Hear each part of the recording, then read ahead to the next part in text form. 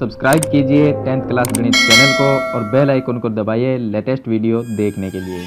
Hello friends, चलिए आज इस वीडियो में आपको ये बताऊंगा कि चैप्टर नंबर जो 3 है जिसका नाम है दो चर वाले रैखिक समीकरण युग्म, इससे आने वाला इंपॉर्टेंट जो क्वेश्चन है वो कौन सा क्वेश्चन है और किस तरह का प्रश्न आपको परीक्षा में पूछा जा सकता है। तो देखिए चैप्टर नंबर जो 3 है इससे सबसे बड़ा जो प्रश्न आएगा वो ग्राफ का आएगा और वो भी 4 नंबर का प्रश्न होगा जिसको आपको ग्राफीय विधि से हल करना है। और ग्राफ किस तरह से हल किया जाता है मैं पीछे भी एक वीडियो बना चुका हूं इसके बारे में, तो वो वीडियो आप प्ले लिस्ट में जाकर देख सकते हैं। तो इस चैप्टर का सबसे महत्वपूर्ण प्रश्न है वो है ग्राफ का। अब ग्राफ में किस तरह का प्रश्न आ सकता है, कितने टाइप से ग्राफ में क्वेश्चन बनते हैं, वो इस वीडियो में हम बात करेंगे। तो आप वीडियो को लाइक कर दीजिए और चैनल को सब्सक्राइब कर लीजिए ताकि ऐसी वीडियो आपको आगे भी मिलती रहे। तो यहाँ पर देखिए मैंने 4 प्रकार के क्वेश्चन लिए हैं। पहला जो क्वेश्चन है इसमें हमें दिया गया है कि 5 पेंसिल और 7 कलमों का कुल मूल्य 50 रुपए, जबकि 7 पेंसिल और 5 कलमों का कुल मूल्य 46 रुपए है। तो एक पेंसिल और एक कलम का मूल्य हमें ज्ञात करना है। तो इसके लिए आपको सबसे पहले अगर इस तरह का प्रश्न आए ग्राफ में तो आपको 2 समीकरण बनानी होगी। उसके बाद में एक्स वाई का जो मान निकालते हैं हम सारणी में वो मान निकालना है। उसके बाद में आपको ग्राफ बनाना है। तो यहाँ पर इसके समीकरण बनेगी कैसे अगर इस तरह का आपको प्रश्न आए तो समीकरण कैसे बनानी है, तो हम ये मान लेंगे कि एक पेंसिल और हमें ज्ञात क्या करना है कि एक पेंसिल और एक कलम का मूल्य ज्ञात करना है। तो सबसे पहले इसमें आपको ये मानना है कि माना एक पेंसिल का मूल्य, एक पेंसिल का मूल्य, एक पेंसिल का मूल्य आप x मान लो और एक कलम का मूल्य, एक कलम का मूल्य इसको आप y मान लो। ये हो गया y हो गया। अब देखिए अगर एक पेंसिल का मूल्य x है तो 5 पेंसिल का मूल्य कितना होगा, 5x होगा। तो इसको हम लिख देंगे 5x। और 7 कलम का मूल्य कितना होगा, तो एक का y है तो 7 का 7y हो जाएगा। तो दोनों को जोड़ देंगे क्योंकि दोनों का योग है। ये क्या है 5 पेंसिल और ये है 7 कलम, इन दोनों का जो मूल्य है वो 50 रुपए है। तो बराबर में इसके लिख देंगे हम 50। इस तरह समीकरण 1 बनेगी। और आगे दिया है कि 7 पेंसिल और 5 कलमों का कुल मूल्य 46 रुपए। तो एक पेंसिल का x है तो 7 का हो गया 7x, तो ये आ जाएगा 7x प्लस में 5 कलम का मूल्य कितना होगा, एक का y रुपए है तो 5 का 5y रुपए हो जाएगा, 5y। दोनों को जोड़ेंगे तो दोनों का कुल मूल्य दिया गया है 46 रुपए। तो बराबर में लिख देंगे 46। इस तरह से समीकरण 2 बन जाएगी। फिर उसके बाद में आपको दोनों समीकरण को हल करना है। तो यहां से पहली समीकरण को हल करके x की अगर वैल्यू निकालेंगे तो x बराबर क्या आएगा, देखिए अगर यहां से x की वैल्यू निकालेंगे तो ये आ जाएगा x बराबर आ जाएगा, ये 50 है तो इधर 50, जो 7y प्लस में है ये इधर आके माइनस में 7y हो जाएगा और x के गुणा में 5 था वो बट्टे में आ जाएगा। तो ये बनेगी समीकरण 1। और दूसरे समीकरण से x की वैल्यू निकालेंगे तो x बराबर क्या आएगा, 46 माइनस में 5y, यहाँ पर आ जाएगा 46 माइनस में 5y बट्टे में x के गुणा में 7 है तो वो बट्टे में आ जाएगा। तो इस तरह से 2 समीकरण बनेगी। उसके बाद में आपको टेबल बनानी है। अब टेबल बनाना तो आपको आता ही होगा, तो यहाँ से आपको टेबल बनानी है। ये x लिखना है, y लिखना है, यहाँ से आप 3 मान, ज़्यादा से ज़्यादा 3 मान है वो आप निकाल लीजिए। इसी तरह से दूसरे समीकरण से दूसरी टेबल बनानी है, उसमें भी x और y का मान निकालना। ये x हो गया, ये y हो गया। और इसमें भी आप 3 इसके x के 3 मान और y के 3 मान निकाल सकते हैं। तो देखिए यहाँ पर हम y का मान अगर 0 रखते हैं, y का मान अगर अपन 0 रखते हैं तो ये 0 हो जाएगा। 50 बट्टे 5 का मतलब क्या होगा, 10 आ जाएगा। उसके बाद में हम y का मान 5 रख देते हैं। संख्या ऐसे रखनी है ताकि नीचे वाली बट्टे में जो संख्या उसका भाग चला जाए। तो यहाँ पर 5 रखेंगे y की जगह तो ये 35 होंगे। 50 माइनस 35 15, 15 बट्टे 5 का मतलब होता है 3। उसके बाद में हम y का मान 10 रख लेते हैं। अगर यहाँ पर 10 रखेंगे तो 70 हो जाएंगे। 50 माइनस 70 करेंगे माइनस 20 बट्टे 5 होगा, इसका मतलब -4 उत्तर आएगा। तो ये इस तरह से एक टेबल बन जाएगी। और दूसरी जो टेबल है उसमें हम y का मान रखेंगे, ऐसा मान रखना है जिससे 7 का भाग पूरा पूरा जा सके। तो यहाँ पर हम y का मान 5 रखेंगे तो ये 25 हो जाएंगे। 46 माइनस 25 करेंगे तो 21 होंगे और 21 में 7 का भाग 3 बार जाता है, यानी कि y का मान 5 रखने पर x का मान 3 आ जाएगा। उसके बाद में 7 और 5 ये 12 होते हैं। इस तरह आप कर सकते हैं कि जो संख्या हमने पहले रखी थी उसमें आप बट्टे वाली संख्या को जोड़ के रख सकते हैं y की जगह, ताकि इसका भाग है वो पूरा पूरा चला जाए। तो अब हम 12 रख लेते हैं क्योंकि 7 प्लस 5 कितने होंगे, 12। अगर y की जगह हम 12 रखेंगे तो इसका भाग पूरा पूरा जाएगा। ये एक इसमें छोटी सी ट्रिक है, आप चेक करके देख सकते हैं। तो यहाँ पर हम 12 रखेंगे तो ये 60 हो जाएंगे। 46 माइनस 60 करेंगे, माइनस में 14 बटे में 7 है तो उत्तर आएगा माइनस में 2। उसके बाद में हम यहाँ पर माइनस में 2 रख लेते हैं। माइनस 2 किस लिए रखा, क्योंकि माइनस 2 रखने से यहाँ पर प्लस में 10 होगा। 46 प्लस 10 56 हो जाएंगे और 56 में 7 का भाग 8 बार चला जाएगा। तो इस तरह से 2 सारणी आपको बनानी है। उसके बाद में आपको ग्राफ बनाना है। ग्राफ में दोनों रेखाएं जहां पर प्रतिच्छेद करेगी उस बिंदु के आपको निर्देशांक निकालने हैं। उसमें जो x का मान होगा वो एक पेंसिल का मूल्य होगा और जो y का मान होगा वो एक कलम का मूल्य होगा। तो चलिए मैं इसका हल भी आपको दिखा देता हूं कि ग्राफ आपको किस तरह से बनाना है। तो देखिए ग्राफ कुछ इस तरह का बनेगा जिसमें दोनों रेखाएं एक दूसरे को इस बिंदु पे प्रतिच्छेद करेगी और उसके बाद में यहाँ पर x का मान तो इसके सामने 3 होगा और यहाँ पर y का मान होगा 5, तो 3 और 5 आएगा। तो यहाँ पर हमें प्रश्न में पूछा गया था कि एक पेंसिल का मूल्य कितना है, तो x का मान क्या होगा 3 होगा। इसका मतलब एक पेंसिल का मूल्य 3 रुपए और एक कलम का मूल्य 5 रुपए होगा। तो इस तरह से आपको इसमें ग्राफ बना के और एक पेंसिल और एक पेन का मूल्य आपको ज्ञात करना है। अब देखिए प्रश्न नंबर 2। प्रश्न नंबर 2 ये पूछा जा सकता है कि निम्नरेखिक समीकरण युग्म को ग्राफ के रूप में व्यक्त करो। इसमें आपको पहले से 2 समीकरण मिल जाएगी, बनाने की जरूरत नहीं है। पहला क्वेश्चन था उसमें हमें समीकरण भी बनानी पड़ी और एक पेंसिल और एक कलम का मूल्य ज्ञात किया। सेकंड क्वेश्चन जो है प्रश्न नंबर 2, इसमें आपको समीकरण मिलेगी 2 और उसी दोनों समीकरण से x और y का मान निकालना है, मतलब 2 सारणी बनानी है और उससे आपको ग्राफ बनाना है। तो देखिए इन दोनों समीकरणों को अगर हल करते हैं तो x का मान क्या आएगा, यहां से x का मान निकालेंगे तो यहां से x का मान आएगा x बराबर में 42 इधर आएगा, माइनस में 42 बन जाएगा और ये 7y इधर आके प्लस में 7y बन जाएगा। तो एक समीकरण तो ये आएगी। अब इसमें आप y का मान रखते जाइए और x का मान आ जाएगा। 3 मान इस तरह से आप निकाल सकते हैं। दूसरी जो समीकरण है उससे x का मान अगर आप निकालते हैं तो x बराबर क्या आएगा, -6 इधर आके प्लस में 6 हो जाएगा और -3y इधर आके प्लस में 3y हो जाएगा। तो दूसरे समीकरण से ये x का मान आएगा।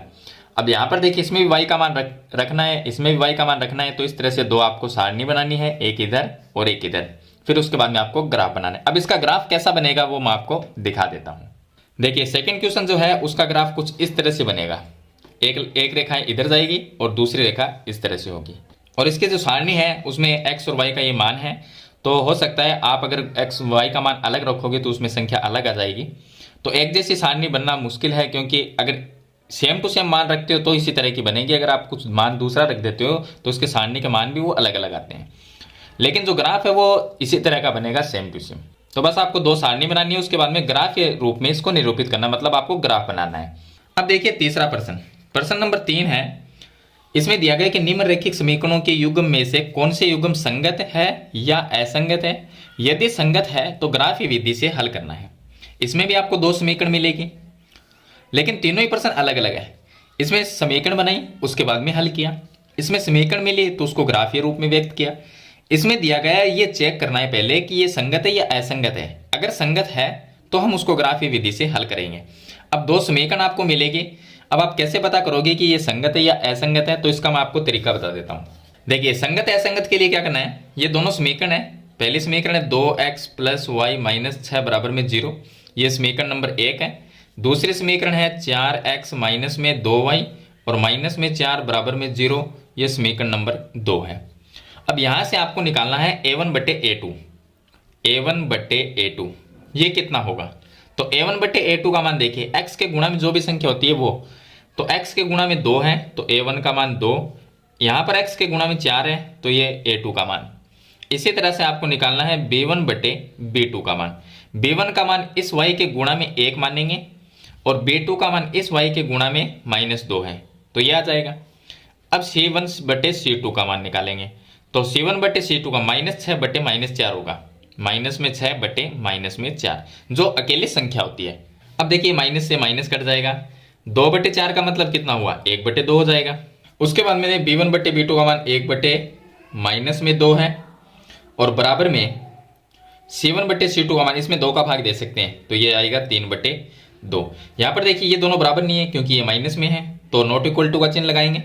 ये दोनों भी बराबर नहीं है तो इस तरह से चिन्ह लगाएंगे। अगर a1 देखिए इसके अंदर अगर a1/a2, ये a1/a2 और b1/b2 अगर बराबर ना हो, ये पहली शर्त देख सकते हैं आप, इतनी बहुत है। अगर ये दोनों बराबर नहीं है तो इसमें समीकरण जो युग्म होता है वो संगत होता है। तो आपको ये लिखना है कि समीकरण युग्म संगत है और इसका एक अद्वितीय हल होगा, मतलब एक ही हल होगा। रेखाएं प्रतिच्छेद करती है इसमें, ये से इस शर्त के अंदर रेखाएं हैं वो प्रतिच्छेद करेगी। तो आपको लिखना है एक अद्वितीय हल है, अद्वितीय हल है। अब इतना आपको पता चल गया कि समीकरण युग्म संगत है, तो आगे आपको ग्राफीय विधि से हल करना है। अब ग्राफीय विधि से आपको पता है कि ये जो समीकरण दी गई है, यहां से आप x का मान निकाल लो। तो x बराबर क्या आएगा, x बराबर 6 इधर आएगा, प्लस में हो जाएगा, y इधर आएगा, माइनस में हो जाएगा, बट्टे में आ जाएगा 2। तो एक तो ये आ जाएगा। और इस समीकरण से x का मान निकालेंगे तो पहले तो हम इसमें पूरी में 2 का भाग दे सकते हैं। तो कितना हो जाएगा, 2x माइनस में y माइनस 2 बराबर 0। ये समीकरण बन जाएगी। तो यहाँ में आप यह लिख सकते हैं। अब यहां से x का मान निकालेंगे तो x बराबर आ जाए 2 इधर जाएगा, प्लस में हो जाएगा, y भी इधर जाएगा, ये भी प्लस में हो जाएगा और बट्टे में 2 आ जाएगा। तो दूसरी समीकरण ये बनेगी। अब इसमें आप y का मान रखते जाइए, x का मान आ जाएगा। इसी तरह से यहां से तो एक तो सारणी इससे बनेगी, दूसरी सारणी इस समीकरण से बनेगी। 2 सारणी से आप ग्राफ बनाने, मैंने आपको बता दिया कि ग्राफ इसमें क्या होगा, प्रतिच्छेद करेगा। मतलब आप ग्राफ जब बनाएंगे तो रेखाएं इस तरह से आपको प्रतिच्छेद करती हुई नजर आएगी। वहां पर जो ये प्रतिच्छेद बिंदु होगा, इसके निर्देशांक जो होंगे वो आपको लिख देने हैं। चलिए मैं इसका ग्राफ आपको दिखा देता हूं किस तरह का बनेगा। देखिए प्रश्न नंबर जो 3 था, इसमें ग्राफ इस तरह का बनेगा। यहां पर रेखा है, एक रेखा ये है, देखिए एक तो ये है और दूसरी ये इधर है। तो दोनों एक दूसरे को प्रतिच्छेद इस बिंदु पे करती है। तो यहां पर x का और y का मान है वो आपको लिख देना है। x का मान इधर 2 है और इसके सामने y का मान भी 2 है। तो ये इसके निर्देशांक हो जाएंगे। तो इस तरह से आपको अगर ऐसा प्रश्न आए तो हल करना है। पहले संगत देखना है कि संगत है या असंगत, उसके बाद में ग्राफीय रूप से, ग्राफीय विधि से हल करना है। चलिए अब मैं आपको इसका लास्ट क्वेश्चन बताता हूं, क्वेश्चन नंबर 4। इसमें दिया गया है कि 2 समीकरण दी गई है। एक समीकरण तो ये है और दूसरी समीकरण ये है। इसमें भी आपको समीकरण मिलेगी कि ग्राफ खींचिए, हमें ग्राफ खींचना है। इन रेखाओं और y एक्स से बने त्रिभुज के शीर्षों के निर्देशांक ज्ञात करने हैं। पहले आपको ये 2 समीकरण मिलेगी। दोनों समीकरण से आप x या y किसी का भी मान निकाल सकते हैं। जैसे मैंने यहाँ पर x का निकाला है, यहाँ पर भी x का, जरूर नहीं है x का ही, आप y का मान भी निकाल सकते हैं। तो यहाँ से अगर x और y का आप कोई भी एक समीकरण बनाते हैं तो वहाँ से आपको उसके बाद में ये टेबल बनानी है। तो इस तरह से ये टेबल जब बन जाएगी तो आपको ग्राफ बनाना है। अब ग्राफ बनाने के बाद में आगे इसमें ये लिखा है कि इन रेखाओं और y एक्स से बने त्रिभुज शीर्षों के निर्देशांक ज्ञात कीजिए। तो एक तो ये ग्राफ की जो रेखाएं होगी उनसे और y एक्स की जो लाइन है ग्राफ में उससे, जो उनके बीच जो त्रिभुज बनेगा उसके निर्देशांक ज्ञात करने हैं। तो पहले मैं आपको इसका ग्राफ दिखाता हूं। तो देखिए कुछ इस तरह का आपको ग्राफ है वो मिलेगा। अगर आप 2 टेबल बना के ग्राफ बनाओगे तो ग्राफ बनेगा इस तरह का। ऐसा ग्राफ बनने के बाद में यहां पर देखिए इसने क्या लिखा कि इन रेखाओं से, रेखाएं कौन सी है, जो हमने ये रेखाएं बनाई है ये है, एक दूसरी को यहां पर प्रतिच्छेद करती है। अब इसने लिखा है कि इन रेखाओं से और y एक्स के जो, y एक्स जो है ये y एक्स है, इनसे जो कौन सा त्रिभुज बनाए, ये त्रिभुज बनाए। देखिए इन दोनों रेखाओं के बीच में ये है और y एक्स यहां से जा रही है, तो ये एक त्रिभुज बनता है। तो ये त्रिभुज है। अब इस त्रिभुज के शीर्षों के निर्देशांक, त्रिभुज में 3 शीर्ष होते हैं, एक ये हो गया, दूसरा ये हो गया, तीसरा ये हो गया। तीनों के निर्देशांक लिखने, तो इसके निर्देशांक कितने होंगे, ये जो पहला शीर्ष है इसके निर्देशांक, तो ये यहाँ पर x का मान तो 1 है, मतलब 1 हो गया, और y का मान x एक्स पर 0 होता है, तो ये 0 हो गया। तो इसका निर्देशांक तो ये होगा। दूसरा इसका निर्देशांक लिखेंगे तो क्या होगा, देखिए ये है y एक्स पर x का मान 0 होता है, तो x का मान 0 और y का मान यहाँ पर माइनस में 3 होगा, तो ये आ गया माइनस में 3, ये लिख देंगे। यहाँ पर ये जो बिंदु है तीसरा शीर्ष है, इसके निर्देशांक क्या होंगे, तो यहाँ पर देखिए x का मान है वो 0 होगा, क्योंकि ये y एक्स की लाइन पे x का मान 0 ही होता है, और ये y का मान है माइनस में 5, तो ये -5 आ जाएगा। तो इस तरह से आपको 1 2 3 ये 3 शीर्षों के निर्देशांक आपको लिखने हैं। तो मैंने आपको चारों जो क्वेश्चन है वो कंप्लीट बता दिए हैं, किस तरह के आपको प्रश्न है ग्राफ से संबंधित परीक्षा में पूछे जाते हैं। तो ये बड़ा नंबर का क्वेश्चन आएगा, क्योंकि इसके जो अंक होंगे वो 4 होंगे, 4 अंक का ये प्रश्न आएगा। और किस टाइप के क्वेश्चन आपको पूछे जा सकते हैं, एक में आपको समीकरण बनानी पड़ेगी, इसमें आपको समीकरण दी गई है ग्राफीय रूप में व्यक्त करना है। तीसरे में संगत है असंगत का अगर आ जाए तो आपको पहले ये देखना है संगत है या असंगत है, उसके बाद में दोनों समीकरण से आपको ग्राफ बनाना है। और प्रश्न नंबर 4 में 2 समीकरण हैं जिनसे आपको एक ग्राफ बनाना है, वहां पर कोई त्रिभुज बनता है तो उस त्रिभुज के शीर्षों के निर्देशांक आपको लिखने। तो इस तरह के आपको प्रश्न है वो इनमें से कोई भी एक प्रश्न आपको पूछा जा सकता है। और ये जो 4 क्वेश्चन है वो काफी इंपॉर्टेंट क्वेश्चन है, आप इनको एक एक बार करके जरूर हल करके देखिए। तो मेरे ख्याल से आपको कंप्लीट समझ में आ गए होंगे। फिर भी इसके बारे में कोई सवाल या सुझाव है तो मुझे कमेंट बॉक्स में जरूर लिखना।